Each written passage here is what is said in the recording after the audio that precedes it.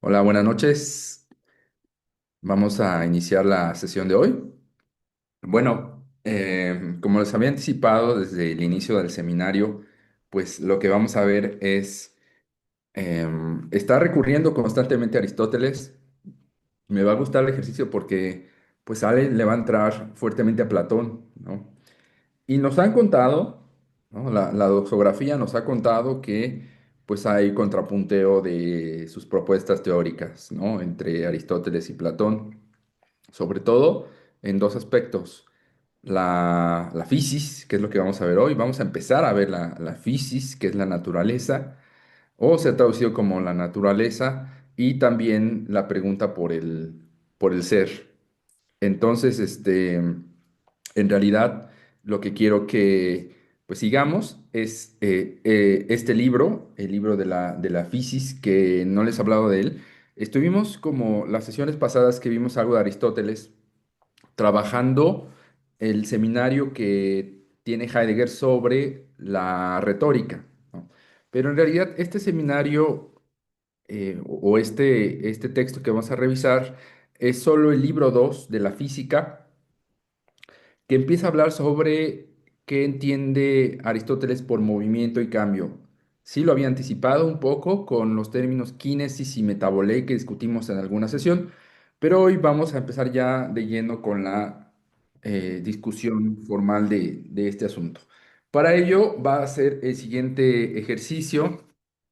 Tuvo la fortuna en estos días de conseguir impresa la edición de la física de Gredos, ¿no? Cazando así libros viejos y muy baratos, ¿no? Entonces, este, ya lo tengo por acá. Vamos a usar esta edición de Gredos. Ahorita les digo la traducción de quién es. La traducción es de Guillermo R. de Echandía. Esta traducción y las notas y estudio introductorio de la física son de este filólogo. Y luego también vamos a revisar la versión de la UNAM, que es esta edición de la Biblioteca Scriptorum, que es, eh, se llama así toda la colección, Bibliotheca Scriptorum Graecorum et Romanorum Mexicana, ¿no? Que son estas ediciones hermosas de pasta dura, bilingües y traducidas por académicos que, si bien no son mexicanos, sí están en la UNAM como investigadores. Esta edición es de Ute Schmidt, de la UNAM, ¿sí?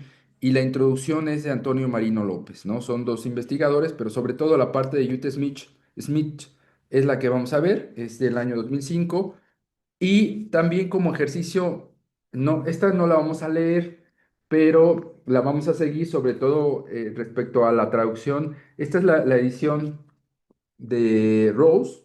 Rose es un académico inglés, anglohablante, que de alguna manera también hizo tradición de los estudios de Aristóteles, tradujo toda su obra y tiene textos, libros sobre Aristóteles, ¿no?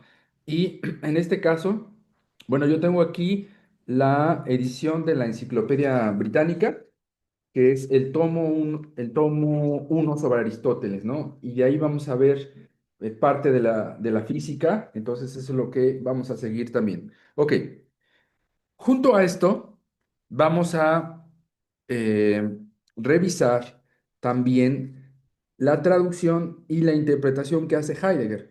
Heidegger hace un ejercicio muy interesante en este texto que se llama Hitos, que al ratito se los comparto, creo que sí está en PDF.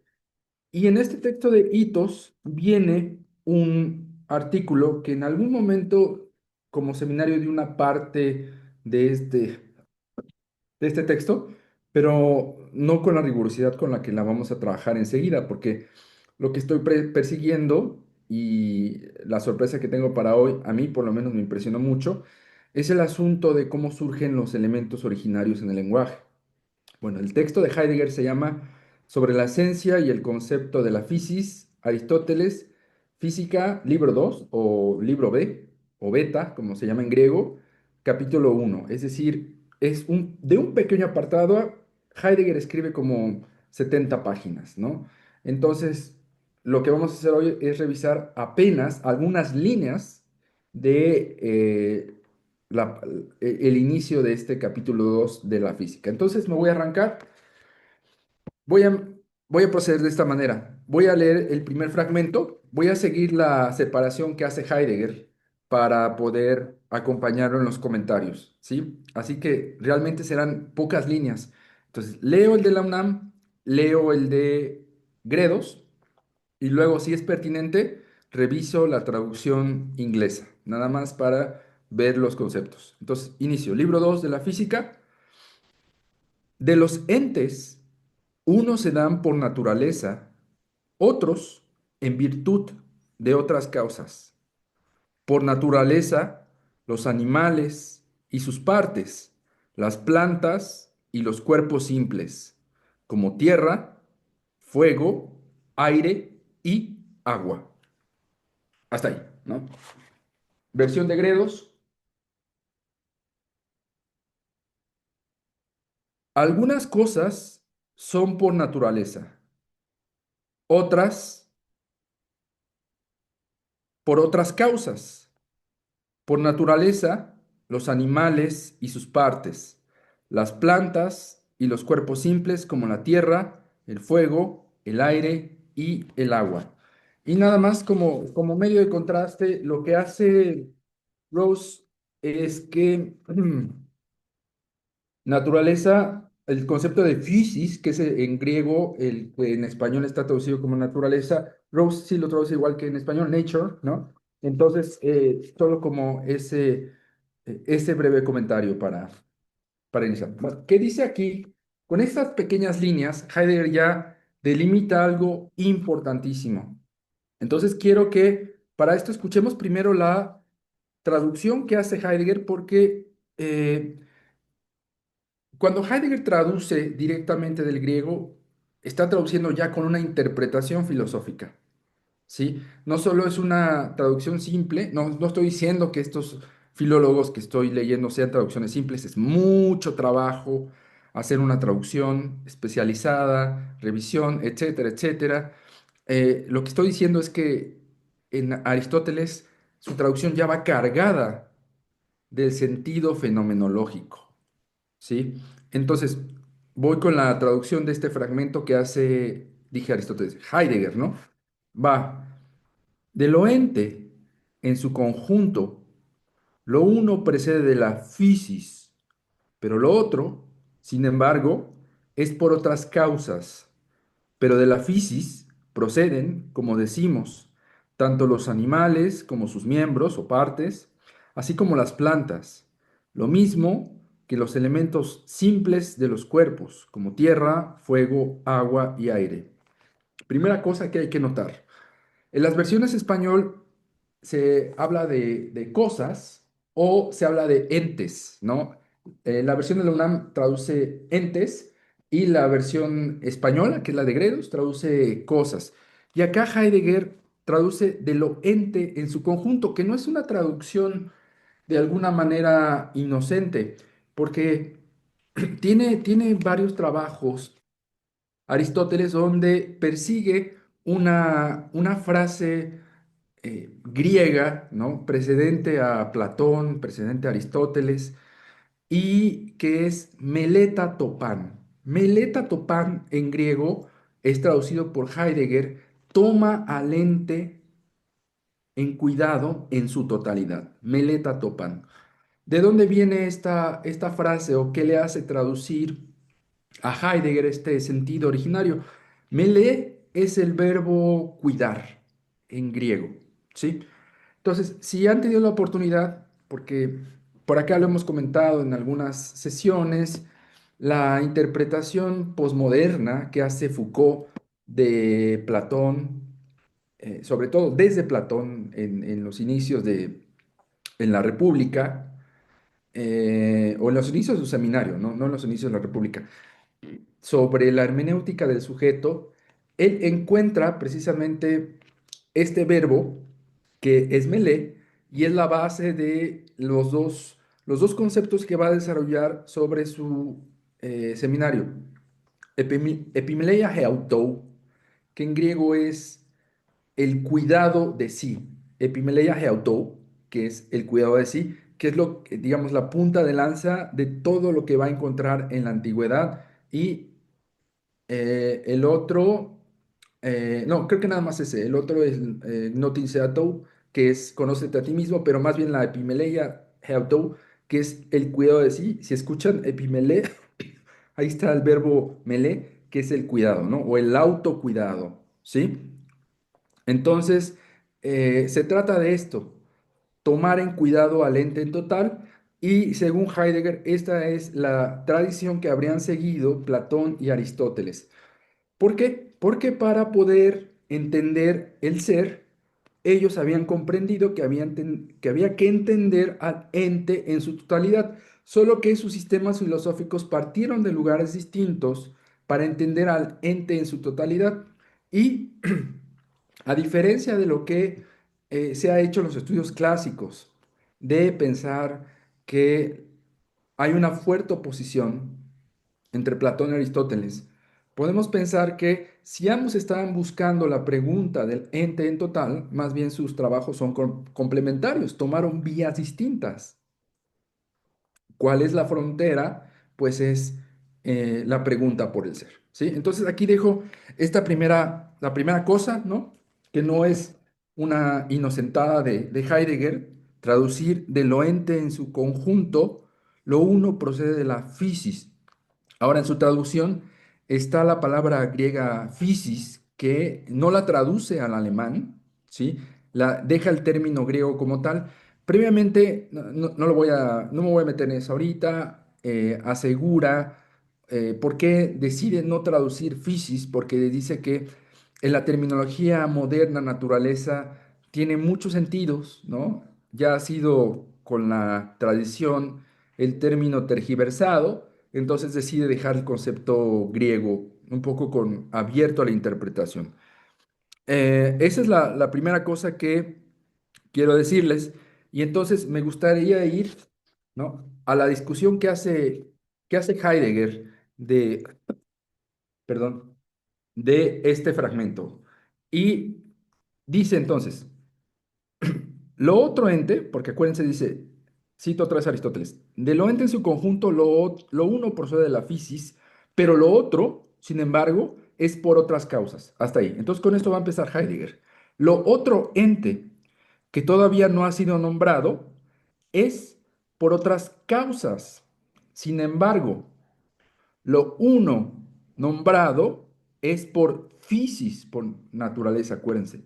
Así pues, la fisis es inmediatamente dispuesta como causa originaria. Las palabras son aition, aitia. Aitia es la palabra griega para causa, ¿no? Bueno, así se ha traducido y vamos a ver que, como dice Düring, este que les comenté del Tratado de Aristóteles, cada que un pensador traduce a Aristóteles, tiene que explicar que el concepto de aitía, de causa, no es el concepto moderno, o por lo menos en la, en la categorización que hace Aristóteles de las diversas causas, porque no solo habla de una causa, una se parecería a nuestra forma de pensar la causa originaria, pero en realidad más bien se trata de otro tipo de causas, ¿no? Entonces Heidegger va a hacer lo mismo.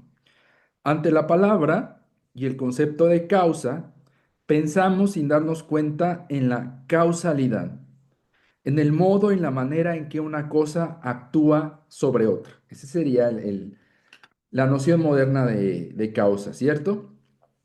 Aition, esa palabra para la que Aristóteles introduce muy pronto una definición más rigurosa, se refiere aquí a aquello por cuya culpa un ente es eso que es. Voy a repetir esto porque es importante.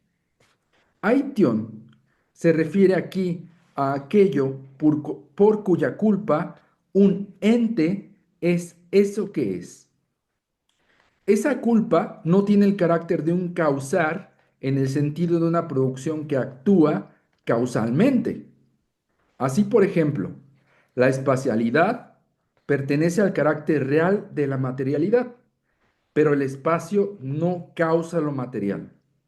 Aquí hay que entender causa originaria en su sentido literal. como eso primigenio que constituye la coseidad de una cosa. La causalidad es sólo un modo derivado del causar originario.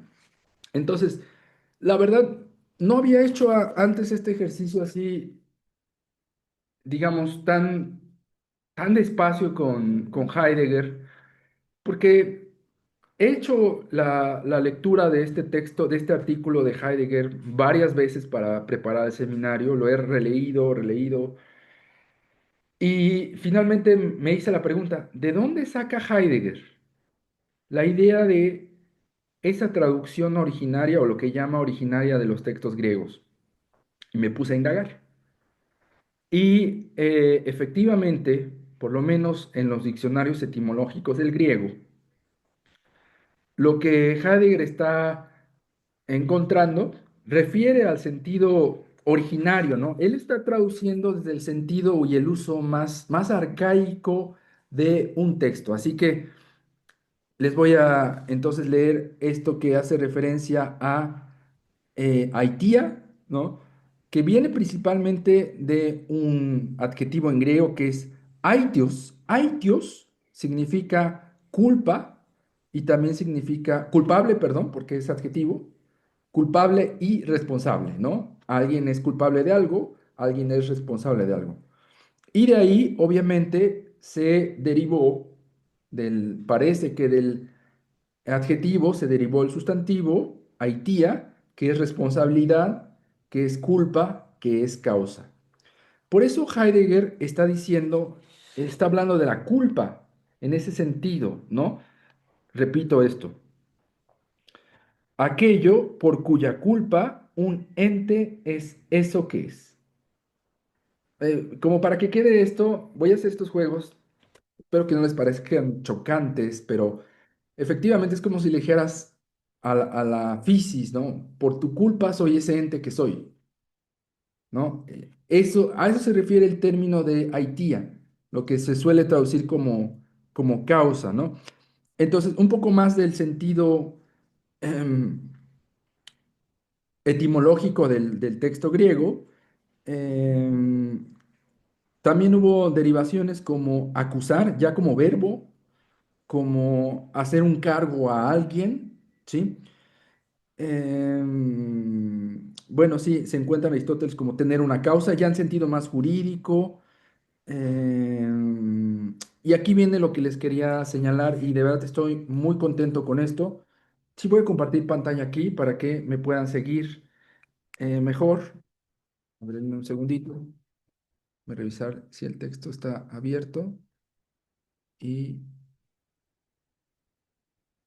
ahí está. Ok, va la pantalla. Segundito. Ahí estamos. ¿Me pueden decir si se ve la pantalla? Sí se Sí, se ve. ve. Gracias. Perfecto. Entonces, bueno, este texto ya se los he presentado muchas veces. Es el diccionario etimológico griego, ¿sí? Que es en 2 volúmenes, un trabajo monumental, maravilloso. Me tiene fascinado porque lo estuvimos revisando mucho el año pasado, donde hice la revisión del sentido etimológico de los colores en griego, ¿no? Entonces, me gusta regresar a menudo a este texto, sobre todo acá, ¿no? En los cuestionamientos sobre de dónde sacó Heidegger sus sentidos originarios. Y entonces regresamos aquí a la cuestión de la causa. Entonces les decía que como verbo es acusar, cargar con, y la cosa más maravillosa que me he encontrado hasta ahora, ¿no? En el sentido de pensar nuevamente cuestiones lingüísticas, que es a donde voy, y es su sentido originario, porque resulta que de este sentido de Haitía, los gramáticos griegos crearon un concepto que se llama caso acusativo. Ahí va. El concepto en griego es he aitiaktike ptosis, ¿no? aitiatique zosis, que significa, se ha traducido como caso acusativo, pero en realidad significa como caso del cual algo es efectuado, o lo que es, o de lo que es efectuado, ¿sí? Entonces, ¿por qué es pertinente? Bueno, ¿qué es el caso acusativo? Aunque no nos suelen hablar de casos en nuestra formación, el caso acusativo es lo que normalmente en español se equipara a lo que nos han dicho que es el objeto directo, ¿no? Si digo Juan rompió la mesa sería el objeto directo y en griego, si hiciera esta frase, el sustantivo mesa tendría una partícula que indicaría que es objeto directo. Es lo mismo que caso acusativo, ¿ok? Entonces, así, no me meto más en explicaciones gramaticales. Lo que quiero que vean es el sentido de cómo está planteado el término. En ninguna manera se habla de objeto. Más bien se habla de algo que llega a su efectuación. Me estuve preguntando toda la semana, porque espero que nos dé tiempo de abordarlo esta sesión, sino la siguiente. Heidegger dice que en realidad, no lo dice con estas palabras, pero yo lo voy a decir así, eh, los griegos no eran occidentales, ¿no? O sea, se nos ha dicho que los griegos pues son los maestros, la cuna del pensamiento occidental, ¿no? Pero si apelamos a los sentidos originarios que Heidegger está mostrando, en realidad los griegos no serían griegos, porque desde los griegos no tendríamos la noción de sujeto y la noción de objeto, ¿sí? En realidad lo que tendríamos es pensar, pensar otro tipo de relaciones, ¿no? Sobre todo en términos gramaticales. Sí, perdón porque está llorando mi hija por acá, no sé si se escucha mucho. Este, entonces, bueno, ¿alguien tiene un comentario por acá?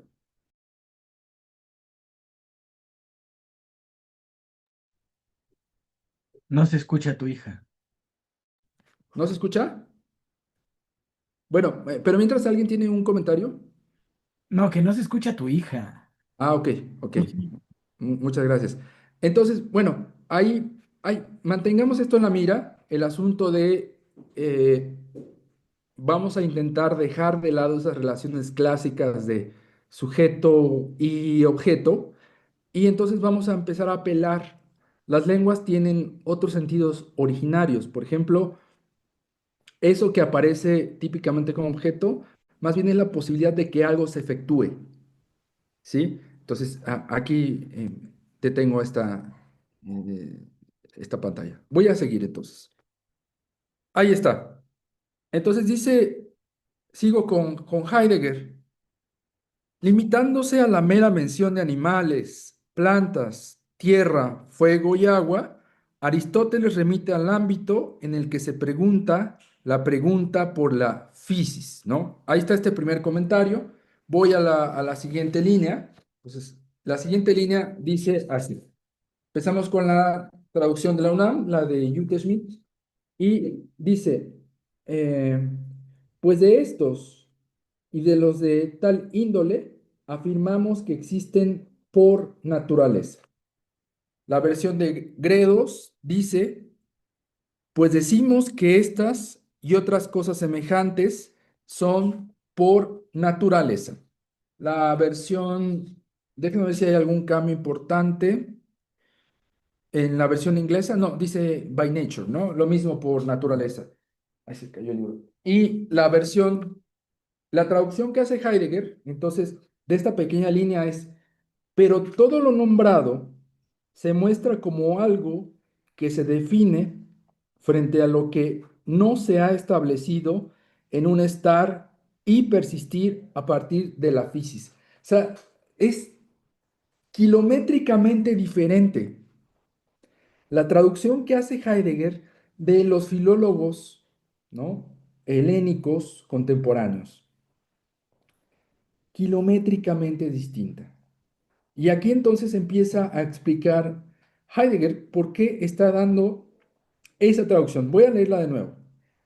Pero todo lo nombrado, recuerden que estamos hablando de aquellos entes que existen por naturaleza y los que no.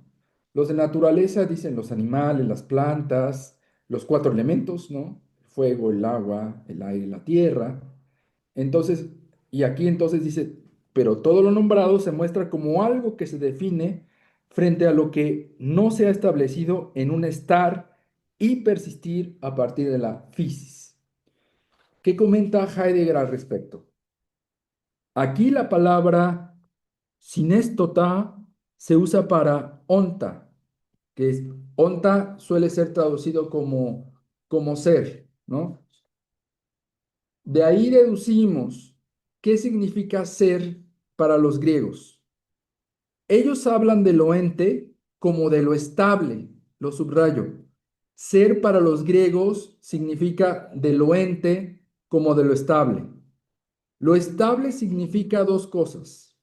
Por un lado, aquello que tiene en sí y por sí su estar, eso que está ahí, y al mismo tiempo lo estable en el sentido de lo permanente y duradero. Pensaríamos de modo absolutamente no griego si quisiéramos concebir lo estable como lo que está enfrente. Estar enfrente es la traducción de objeto. Lo ente solo puede ser experimentado como objeto en donde el hombre ha llegado a ser sujeto. Un sujeto que en la objetivación y amaestramiento de lo que sale al encuentro experimenta su relación fundamental con lo ente. Para los griegos, el hombre nunca es sujeto y por eso un ente no humano tampoco puede tener nunca el carácter de objeto de eso que está enfrente. La fisis es aquello por cuya culpa, aition, ¿no? Causa, se origina un particular ensimismamiento de lo estable.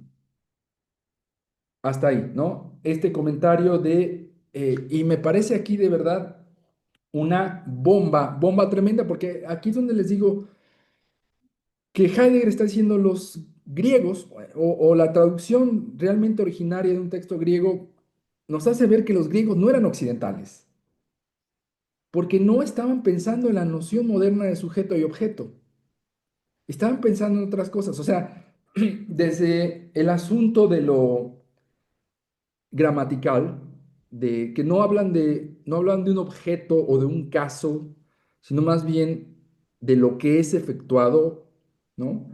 O algo por cuya culpa se efectúa algo, ¿sí? Y también en este sentido, en el asunto de lo estable, ¿sí? Esto es fundamental porque va entonces, de nuevo, esta parte importantísima. Ser para los griegos significa lo ente como de lo estable. Entonces, no es objeto. Es algo que está estable gracias a la physis, gracias a esta función de lo que podríamos llamar naturaleza, ¿no? Forzado por acá. Sigo entonces, ¿no? Ya, entonces me voy a seguir y después vamos a los comentarios. Son solo 4 líneas las que voy a trabajar la sesión de hoy. La siguiente dice, pero todos los entes mencionados parecen distintos en relación a los que no existen por naturaleza. Los que existen por naturaleza tienen todos en sí mismo su principio de cambio, kinesis es la palabra griega, y de estabilidad. Uno según lugar, otro según crecimiento y disminución, otros según cambio de cualidad. Hasta ahí. Esta es la versión de la UNAM. Vamos con la versión griega,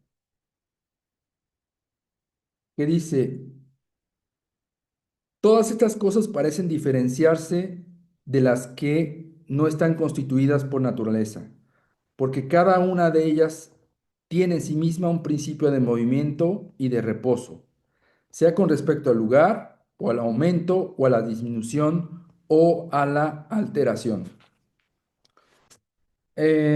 No hay de alguna manera en la versión inglesa algo diferente de estas versiones españolas. Lo que traducen en español como reposo o no movimiento, pues en inglés lo llaman como motion y el sentido de reposo o algo que es estático, ¿no? La interpretación de Heidegger, y aquí viene lo bueno de este otro fragmento. Traduce así del griego, traduce de Aristóteles.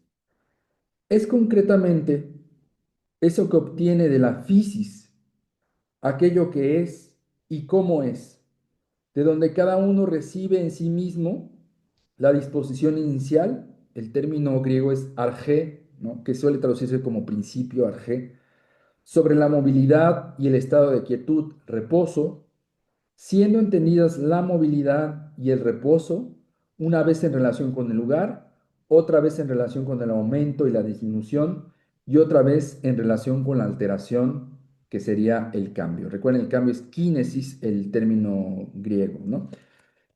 Entonces, va la interpretación a esta traducción que nos da Heidegger. Dice, aquí para Aition y Aitia, ¿no? La culpa de, la causa, el cargo, etcétera, encontramos expresamente la palabra arge. Los griegos suelen percibir esta palabra en un doble sentido. Por un lado, arge significa aquello de donde algo toma su punto de partida y comienzo. Pero por otro lado, también significa aquello que simultáneamente, en cuanto a tal punto de partida y comienzo, sobresale por encima de eso otro que parte de él. Y de este modo lo sigue guardando en su seno y dominándolo. Arejé significa al mismo tiempo comienzo y dominio. Aquí me detengo un poquito. El comentario es bastante largo, pero me quiero detener un poquito porque en el diccionario de la etimología de los conceptos griegos, obviamente viene arge, que se origina de un verbo que sería arjo o arjo, que significa ser el primero, empezar. Pero también este sentido es el otro sentido que Heidegger encuentra, sería comandar. Comandar o un poco conducir. O es que no está John por acá, no, ¿verdad? No vino hoy. Eh, en inglés es to rule, que sería como reglamentar, ¿no? Más o menos así. Y por ello Heidegger decide traducir como dominar. Eh, ¿Cuáles han sido los sentidos originarios de este verbo? Bueno, obviamente como sustantivo líder, ¿no? El término arjos, que significa líder, o comandar, como ya lo habíamos visto. ¿Qué otro sentido importante? Déjenme ver. La etimología, aquí viene. Está reconstruida a partir aparentemente del armenio, o bueno, se ha encontrado analogía con el armenio arcai, que significa rey, ¿no? Y probablemente la raíz indoeuropea sería, a ver, no sé si la puedo pronunciar, como es que son puras consonantes iniciales. Skeo, ¿no? Algo así. De ahí vendría el arjai, ¿no? La traducción, bueno, más bien la derivación protoindoeuropea, según este diccionario, y este sería el sentido de los dos términos, ¿no? Aquello que es entonces, por lo cual se inicia algo, y aquello que significa gobernar, reglamentar, ¿no? Son los dos mismos sentidos que Heidegger también encuentra y que va traduciendo y va proponiendo, ¿no? Entonces, sigo. Arge significa al mismo tiempo comienzo y dominio, como habíamos visto. En otro sentido menor añadido, esto significa punto de partida y disposición.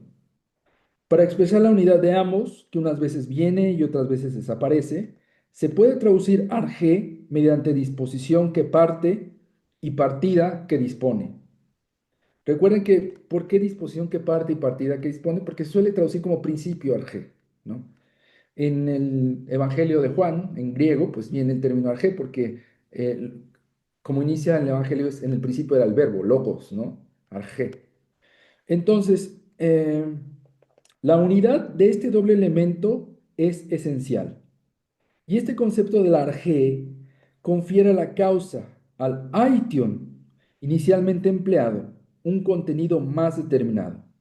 Seguramente el concepto de arjé no es un concepto arcaico, sino una reinterpretación posterior que fue reconducida y atribuida al inicio de la filosofía griega a partir de Aristóteles y después con la doxografía. Lo que está diciendo Heidegger es que sobre todo este sentido de punto de partida y disposición sería el que Aristóteles está tomando con el arjé, porque aparentemente el sentido más arcaico es gobernar, ¿no? Reglamentar.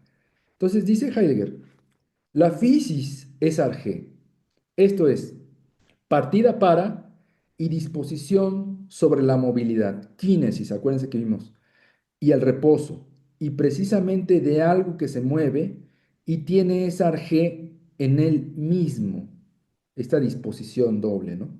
No decimos en sí mismo para indicar que un ente de este tipo precisamente no tiene para sí la arjé, sabiéndolo expresamente, porque en general no se tiene a sí mismo como lo mismo.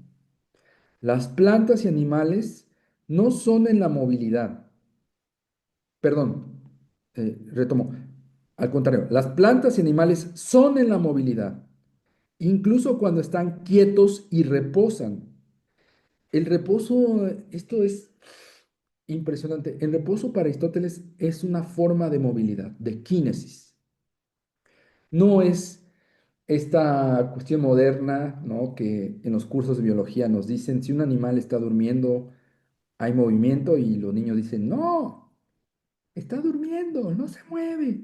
Y los maestras de biología dicen, sí se mueve porque todas las células y moléculas del cuerpo están activas y entonces sí hay movimiento. No es ese sentido del reposo. No es ese sentido de kínesis cuando Aristóteles introduce el reposo y el movimiento. Sigo, ¿no? Entonces, repito, retomo este pedacito. Las plantas y animales son en la movilidad incluso cuando están quietos y reposan. El reposo es un tipo de movimiento. Solo lo móvil puede reposar. Y aquí se mete con las cuestiones más abstractas que no, evita Heidegger, ¿no? Hablar de un número, por ejemplo el número 3 que reposa, es algo carente de fundamento. Efectivamente, puesto que las plantas y animales ya estén en reposo o en movimiento, están en movimiento. Por eso mismo, no solo están en movimiento, sino que son en la movilidad. Esto quiere decir que no son en primer lugar un ente de por sí y entre otros que después caiga de cuando en cuando en estados de movimiento, sino que solo son entes en la medida en que encuentran su morada esencial y el sostén adecuado para su ser en la movilidad. Pero su ser móvil es de tal modo que la partida para la G, la disposición sobre la movilidad, reina en ellos mismos. Aquí están los dos sentidos de la G, ¿no? Tanto la partida y la disposición para la movilidad, como que el movimiento reina sobre todo aquello que se mueve, que serían pues los entidades, vamos a decirlo, animados, ¿sí? Plantas y animales. Entonces, quiero volver a leer la traducción porque con estas aclaraciones hace más sentido, ¿no? Va la traducción nuevamente que hace Heidegger de este fragmento. Es concretamente eso que obtiene de la physis, aquello que es y cómo es, de donde cada uno recibe en sí mismo la disposición inicial, arjé, sobre la movilidad, kínesis, y el estado de quietud, reposo. Siendo entendidas la movilidad y el reposo, una vez en relación con el lugar, otra vez en relación con el aumento y la disminución, y otra vez en relación con la alteración y cambio. Esto que dice Aristóteles son los modos de movimiento que Heidegger va a revisar enseguida, ¿no? ¿Hasta aquí alguien tiene algún comentario? ¿No? Vamos, ok. Entonces, voy a seguir un poco más. Este comentario sí es un poquito largo, así que igual aquí detenemos. Voy a seguir entonces. Aquí, al determinar la physis como arge kineseos, Aristóteles no omite distintos tipos de movimiento. Aquí vienen aumento y disminución, cambio y traslación, que sería una forma de transportarse, pero se limita a enumerar estos tipos, no los distingue de acuerdo con un punto de vista expresamente nombrado, ni los fundamenta en esa distinción. Aquí remite al uno de los libros, el libro ETA, capítulo 1. Dice, ni siquiera está completa la enumeración. Además, el tipo no nombrado de movimiento es precisamente aquel que se volverá decisivo a la hora de la determinación esencial de la fisis. Con todo, el hecho de nombrar en este lugar los tipos de movimiento tiene su significado. Nos muestra que Aristóteles entiende la kínesis, la movilidad, en un sentido muy amplio, pero no amplio en el sentido de ampliado, aproximado o irrelevante, sino amplio en el sentido de esencial y con plenitud de fundamento. Sigo un poco más. En la actualidad, bajo el predominio del pensamiento mecanicista de las modernas ciencias de la naturaleza, tendemos a considerar la movilidad en el sentido de una traslación de un lugar del espacio a otro. Ese, digamos, es nuestro sentido acotado que tenemos en la modernidad, algo que se desplaza de un lugar a otro, ¿no?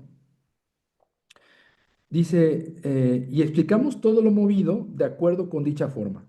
Este tipo de movilidad, en griego, es el tipo que Aristóteles llama kinesis katatopon, ¿no? Movilidad en relación con el lugar y el sitio. Es solo uno de los tipos de movimiento, pero no es toda la concepción del movimiento.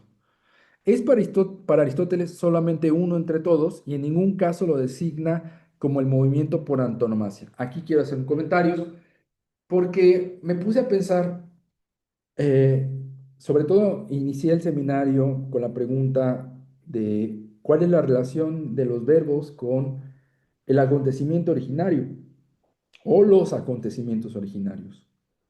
Y pues resulta que hay una clasificación que en lingüística se hace de los verbos. Y como ustedes podrán imaginar, evidentemente hay verbos de movimiento que están clasificados de acuerdo así, son verbos que señalan el punto de partida, como tal, partir de, ¿no? Que señalan únicamente la trayectoria, ¿sí? O que señalan la meta del movimiento. Y además los clasifican de acuerdo al tipo de movimiento. Si es un movimiento simple, como caminar o correr, o un movimiento con trayectoria, como entrar o salir. ¿Sí? Entrar, obviamente, remite al punto final y salir remite al punto de partida. Entonces, sí hay como una correlación lingüística y ¿por qué lo pongo aquí? Porque los otros tipos de movimiento en realidad también son tipos de verbos y ahorita los vamos a ver. Sigo entonces con Heidegger. Por otro lado, hay que tener en cuenta que el cambio de lugar, en cierto sentido, es algo distinto de lo que modernamente se entiende como cambio de situación, de un punto de masa en el espacio. Topos es pu, en griego, topos y pu. El dónde y el allí de la pertenencia a un lugar de un cuerpo determinado. Lo ígneo pertenece a las alturas, lo terrestre a las partes bajas. Los propios lugares, arriba, abajo, cielo, tierra, tienen sus características propias y por medio de ellos se determinan las distancias y relaciones, es decir, eso que llamamos el espacio y para que los griegos no tienen ni palabra ni concepto, o sea, no es el término moderno de espacio, ¿no? La gente que se ha aproximado en épocas recientes a leer la física, porque hay muchos estudios de físicos que leen la física de Aristóteles y dicen, esta es pura superstición. Aristóteles no entendió el espacio, no entendió las leyes de Newton, no entendió nada. Pues no, porque ni siquiera había concepto de espacio. O sea, es un absurdo querer leer la física de Aristóteles desde los conceptos de la ciencia física moderna, pero bueno, y existen tratados, ¿eh? Para nosotros, en la actualidad, no es el espacio el que está determinado por lugares, sino que todos los lugares están determinados como puntos a través de ese espacio infinito, siempre igual y en ningún sitio señalado con características propias.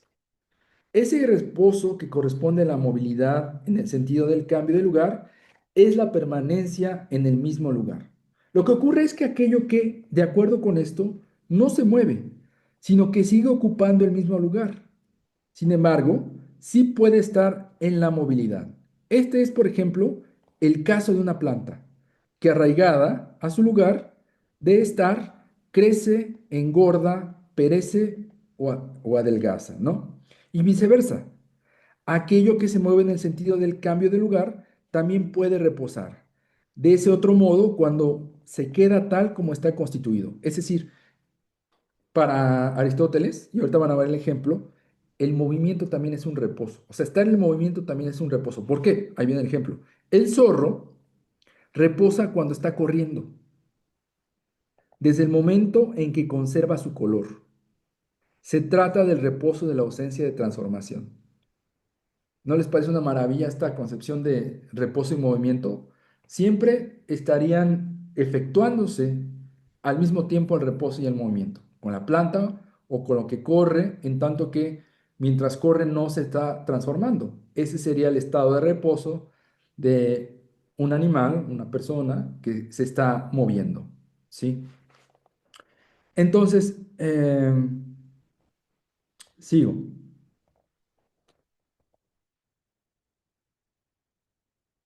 Desde el momento en que conserva su color, se trata del reposo de la ausencia de transformación sin alooisis, que es transformación, ¿no? O también, algo puede moverse al modo de perecer y al mismo tiempo moverse de otra manera, esto es, a la manera de la transformación.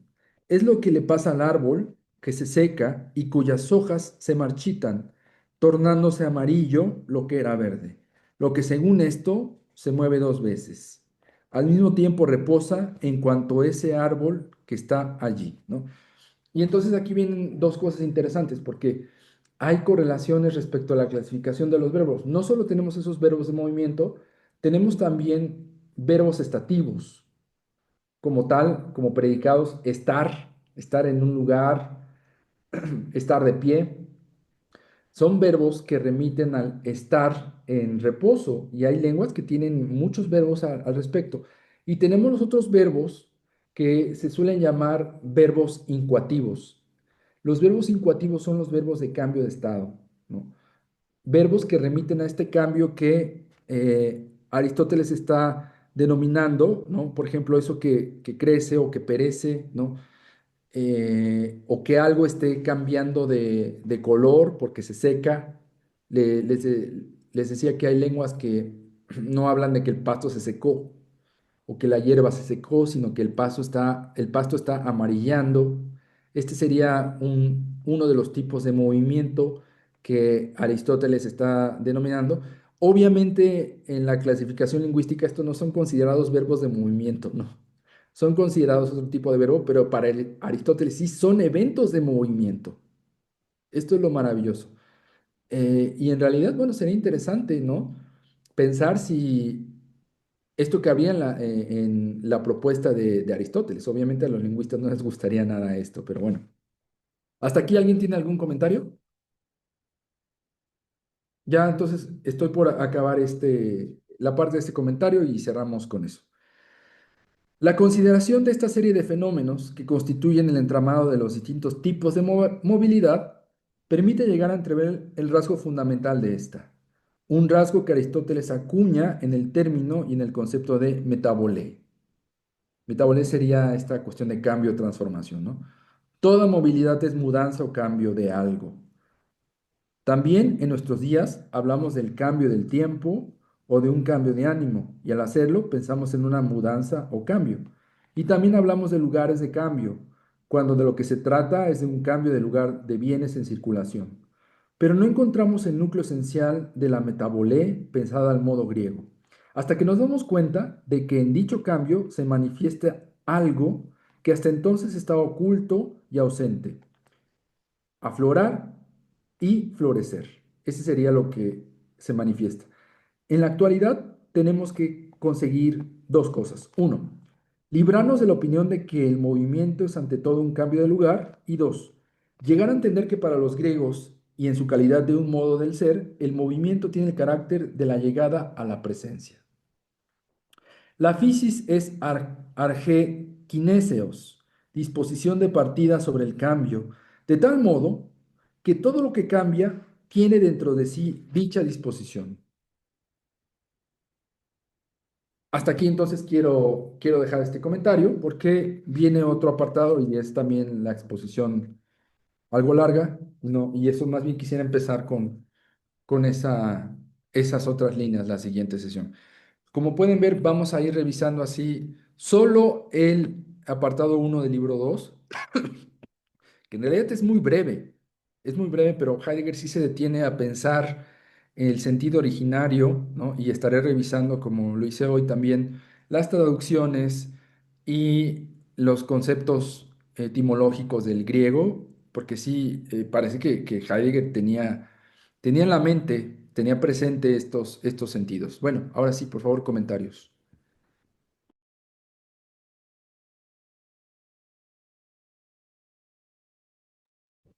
Hola, Octavio. Hola, Ale. Hola, perdón que se vea tan. Yo acabo de llegar y sé que es absurdo que haga un comentario, pero está bien bueno lo que acabo de escuchar que dijiste, porque justo le da mucho sentido a todo lo que se ha venido trabajando y me prometo ver todo lo que dijiste, pero sí no quería dejar de decir esto que hablas del movimiento, dejarlo de pensar solamente como un cambio de lugar y apelar a lo que podemos ver, hablar detrás de la física y lo que Heidegger puede tomar de partida que encuentra en el griego, me parece que nos da un punto de partida para abrir las categorías que tanto hemos insistido, ¿no? De dejar, porque si una peculiaridad tiene el pensamiento categórico es lo estático que es desde el pensar el movimiento solo como un cambio de lugar. Entonces, por eso esto último que fue lo único que he alcanzado a escuchar, pero qué bueno que por lo menos alcancé eso, me parece bastante interesante y era todo lo que quería decir. Ale, muchas gracias. Voy a repetir lo que dije al inicio, porque ya que vas a revisar un texto de Platón, y yo estoy con Aristóteles, en realidad, más que como dice la tradición doxográfica, que el pensamiento de Platón y Aristóteles se encontraron y rivalizó el pensamiento, pues no, ambos tuvieron su propia línea de la pregunta, como dice Heidegger, del ente en total. Entonces, no creo que si apelamos realmente a que los dos estaban preguntando por el ser, pues son dos vías de camino solo por la pregunta por el ente en total. Va a ser bien interesante entonces verlo en los seminarios. Sí, buenísimo, qué chido. Gracias, Ale. ¿Qué más? Ese has, ¿qué pasó? Ah, Sucede que no le entendí nada hoy.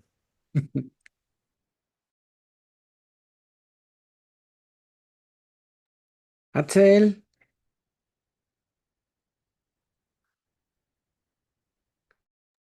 Sin comentarios. ¿Qué más? Gracias, Axel. yo al último, pero pues espérate. Pues yo creo que ya vamos a Yo, terminar. Eduardo. Lalo, sí. Sí, Nada más para ver si me quedó como claro, porque sí tuve un poco de confusión. Movimiento sería la diferencia entre movimiento y reposo. O sea, reposo lo toma como a lo mejor el cambio natural de las cosas. O sea, por ejemplo, la maduración de una fruta, el cambio de estado del agua, el envejecimiento de una persona. Y movimiento sería justo a lo mejor el justo el cambiar el lugar, el desplazarse, o no es así, porque eso fue lo que como que me costó trabajo. sí, es que nos rompe el esquema clásico. La Ajá, maduración de una fruta, Eduardo, sería movimiento, ok, porque en tanto que la fruta está cambiando sus características internas, está deviniendo en otra cosa. Entonces, es una ambivalencia. Reposo en cuanto que no se está moviendo del lugar, obviamente, Ujú, ujú. pero movimiento en tanto que parte de su estructura interna está cambiando a madurar. Ese es el sentido griego de kínesis y metabole, movimiento y cambio. Ok, ok. Ok. Igual el agua. El agua en tanto que reposo, vamos a empezar el agua de un lago que se va congelando y que no se mueve, Ujú. pero que en realidad su estado interno está cambiando. Ese cambio sería el movimiento. Su cambio molecular. Ajá, pero los griegos no lo pensaban así. Ah, sí, sí, sí. Aunque tenía el sentido, el término de átomo era otra cosa completamente distinta, ¿no? Al término moderno. Ok. Entonces, no es, no, bueno, no sé qué sería como un ejemplo de reposo, porque pues internamente pues las cosas siempre estarían como a lo mejor en algún tipo de movimiento, ¿no? Justo le diste en el clavo. Los entes son siempre en tanto que tienen un ser móvil. Ok, eso es lo natural. Eso sería la fisis. Entiendo, Exacto. entiendo. Va, va, va. Gracias. Chido. Y Octavio, el reposo radicaría en su ser ente, ¿no? En su ser ente. Y lo que veíamos al inicio, en eso que está de alguna manera, no, no frente, ¿no? Sino que está, ahorita déjame recuperar, estable. Porque Octavio, la, aquí, perdón la sí, interrupción, en Aristóteles también sería como retomar el reposo, más bien también como esta potencia que no se despliega. Y eso es bien interesante porque también se puede renunciar al movimiento. Y entonces el reposo es ese despliegue de esa potencia que no se despliega, más bien, ¿no? sí, son conceptos que, gracias Ale, que vamos a ver más adelante, precisamente la dinamis y entelequia, que son esto, potencia y acción.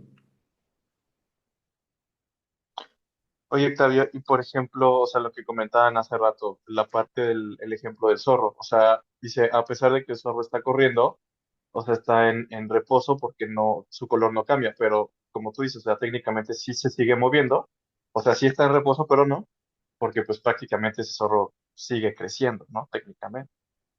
Exactamente. Está al mismo tiempo en reposo y en movimiento. O sea, Ok, todo aquello que estaría en el reino, en el reinado, la reglamentación, apelando al sentido de arjé, de la fisis, estaría ajá, siempre en movimiento y en reposo. ok. Y no hay como un estado 100% de reposo como tal, No, para nunca. Aristóteles, Ok, ok, va, gracias. sí. ¿Alguien más? Por favor. Ah, ¿algo muerto no calificaría como algo natural y en reposo? Eh, sería también cambio, ¿no? En tanto que cambio de estado, de vivo a muerto. Pero ya el que ya cuando ya llega muerto ya no va a haber más cambio, ¿no? ¿O sí? Pues se descompone, ¿no? Mm, ok. Claro. Incluso ahí sigue habiendo movimiento. Ujú, ujú. Se hace petróleo.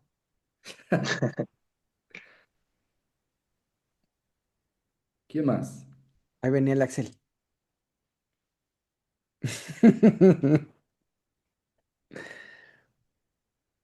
¿Ya yo? Pues ya arráncate, Jorge.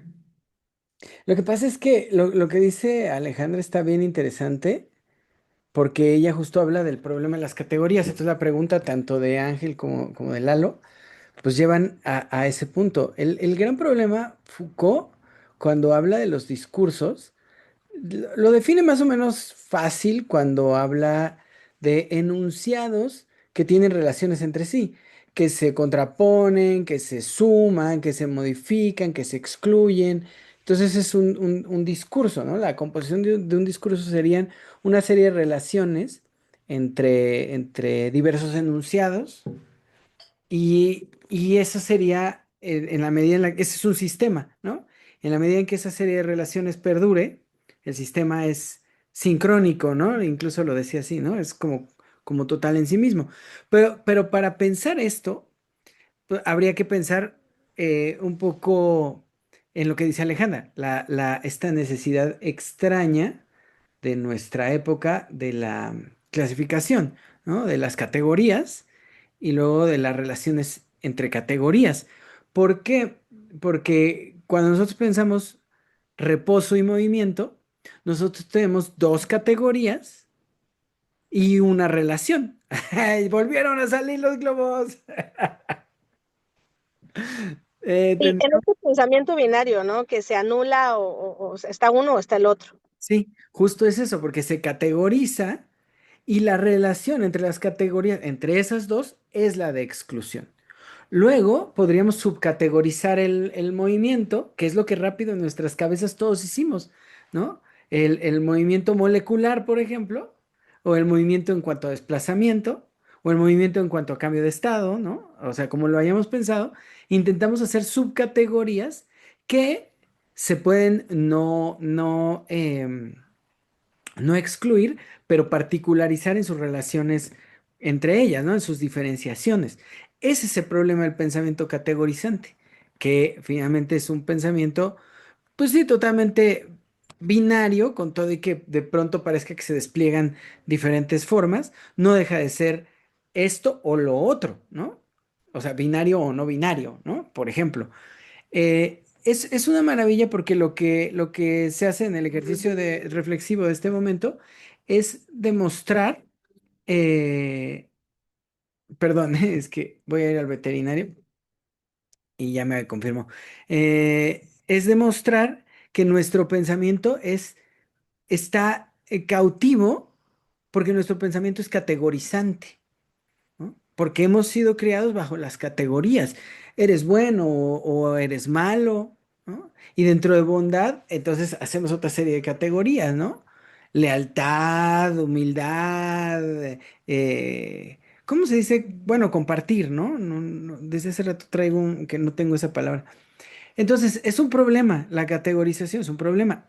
Cuando Heidegger hace esta lectura, él no habla de un grupo que categorice, sino de un grupo que despliega un pensar el universo, ¿no? Y eso es donde yo quería iniciar un poco con la intervención. Porque cuando uno lee a Heidegger, uno siempre termina diciendo, ah, yo digo pura estupidez, el señor sí, sí dice, ¿no? Porque es muy preciso, es muy preciso. ¿Qué está haciendo Heidegger?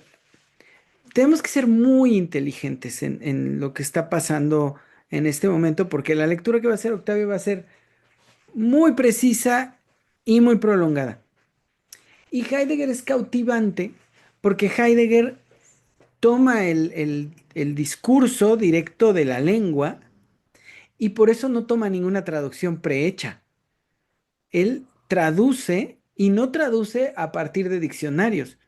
Él traduce a partir de la experiencia de relación con el idioma, inmerso en el idioma mismo.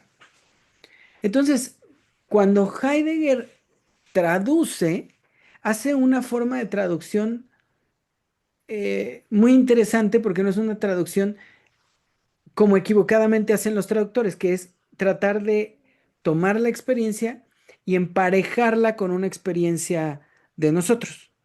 ¿No? Es decir, como, bueno, ellos lo dicen así, nosotros lo decimos así, y entonces yo traduzco esto por esto, ¿no? Por eso es insultante que physis se traduzca como naturaleza, porque para nosotros la naturaleza ya tiene una clasificación, una definición muy precisa que todos medianamente conocemos, ¿no? Porque pues estamos en el bosque, nos encanta estar en la naturaleza, ¿no?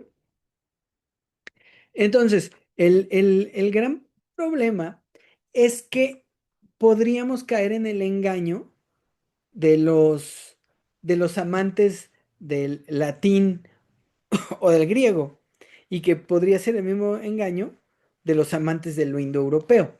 ¿Qué quiere decir? O qué intento decir yo, que de una manera lo que estaría sucediendo es que podría parecer que Heidegger lee la verdad de las palabras en el origen de las palabras mismas. Por eso también la precisión que hace Octavio de que los griegos no son occidentales es brutal, ¿no? Porque ciertamente, si los griegos fueran occidentales, entonces en retrospectiva, nosotros veríamos la verdad de las palabras en la traducción del griego. Y entonces diríamos, claro, pues esto significa esto, porque está ahí desde el principio, ¿no? Y esto es un veneno terrible, porque detrás de eso tendríamos que creer que el indoeuropeo retrata mucho más precisamente la experiencia universal que el griego. Ahora, voy a hacer un poquito largo en mi comentario por la reflexión que hice. Si nosotros caemos en esta trampa, entonces caeríamos en la idea de que hay lenguas más precisas porque son más viejas. Ujú. Por lo tanto, la experiencia indoeuropea tendría que ser totalmente más precisa que la experiencia griega. Pero no hay forma de arrancar este conceptualizar filosófico de la lengua griega y ligarlo a lo indoeuropeo. Esto es, no hay filosofía indoeuropea. No hay reflexión filosófica indoeuropea. No tenemos nada parecido a eso, pero ni de cerca, ¿no? Y paralelo a los griegos tampoco. Esto es, los otros grupos culturales, ¿no? Por ejemplo, pensando en los kurganes, los primeros arribados, ¿no? Los micénicos, tampoco tenemos evidencia de pensamiento filosófico. Quizá de algo de poética, que estaría resguardado, por ejemplo, en Troya, ¿no? Y que creo que eso sería hasta los dorios, no estoy seguro.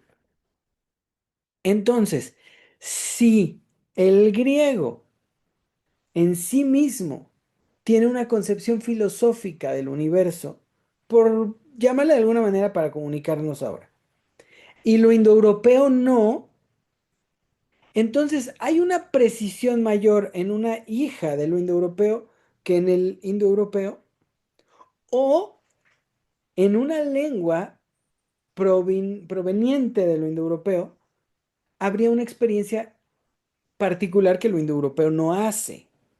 Y que otras lenguas indoeuropeas tampoco hacen, porque no estoy seguro que haya reflexiones en eslavo, ¿no? Reflexiones filosóficas. ¿Qué quiere decir? Que no debemos caer en el engaño de creer que la precisión griega aproxima a una verdad, ¿no?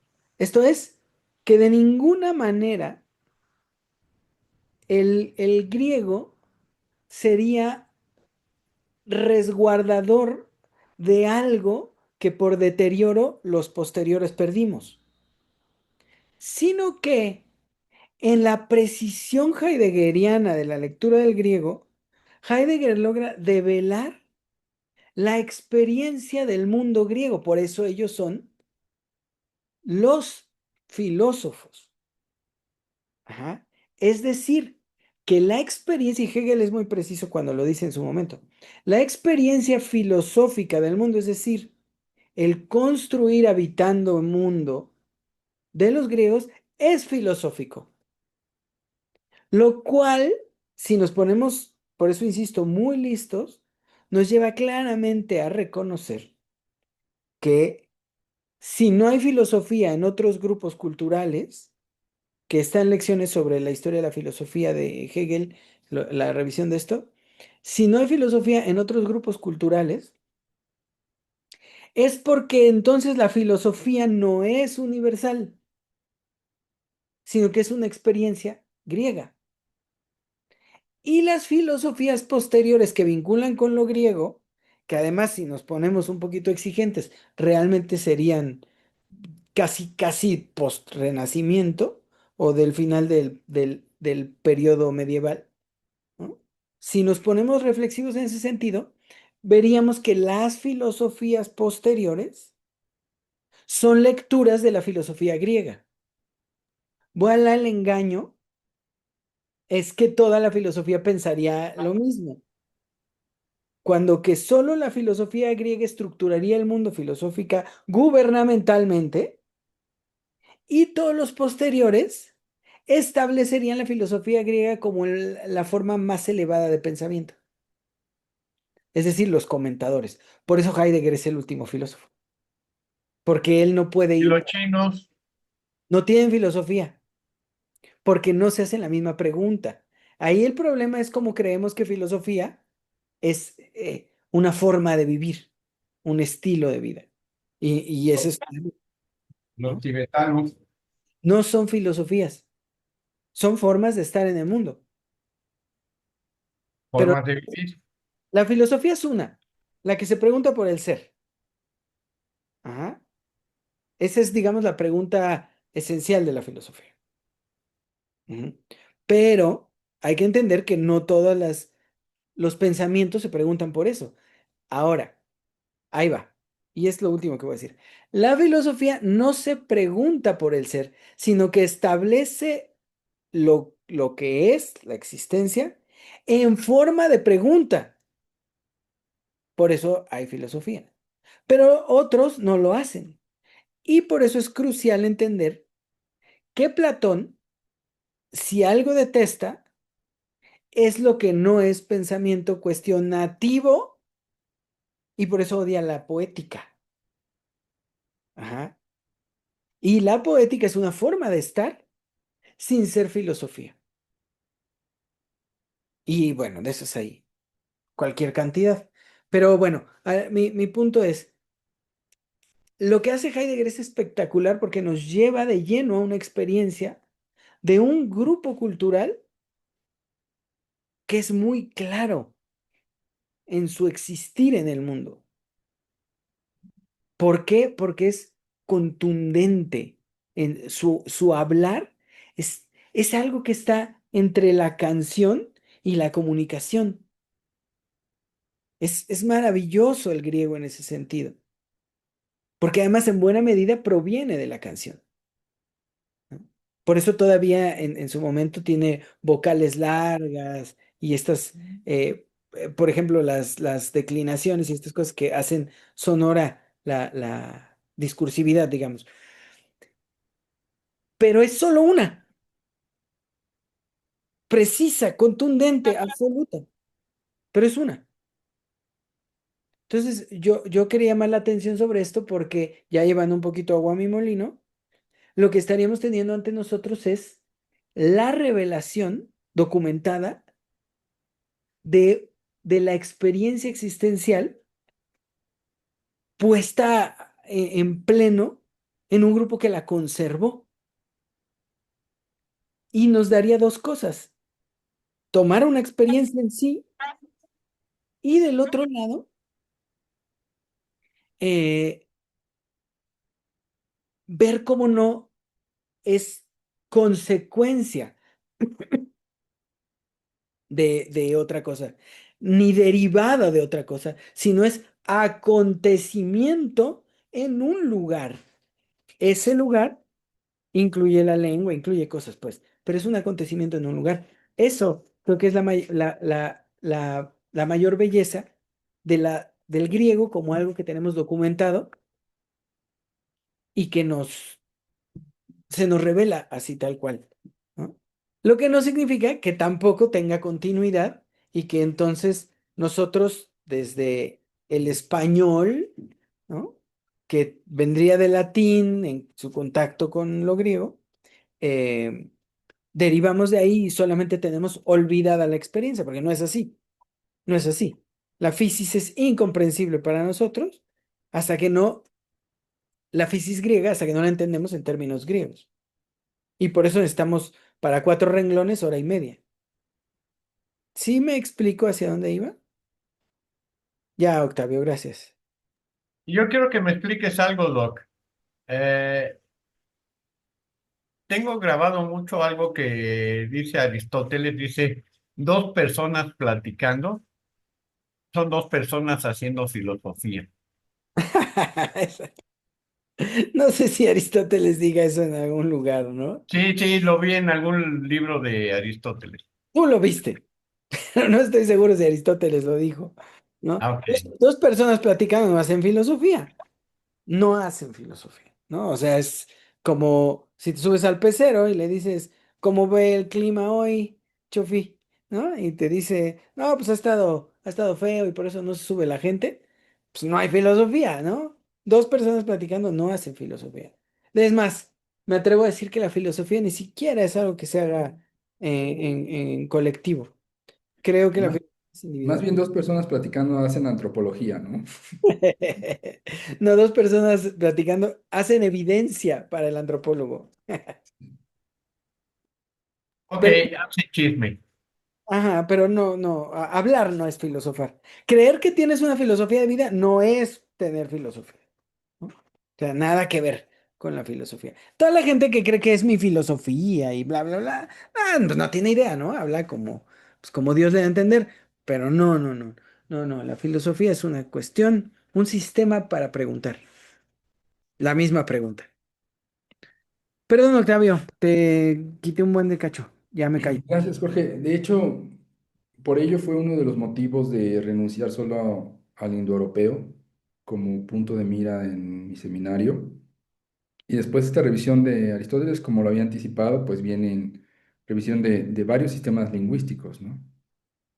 No solo el indoeuropeo, sino otros sistemas distintos a esos, ¿no?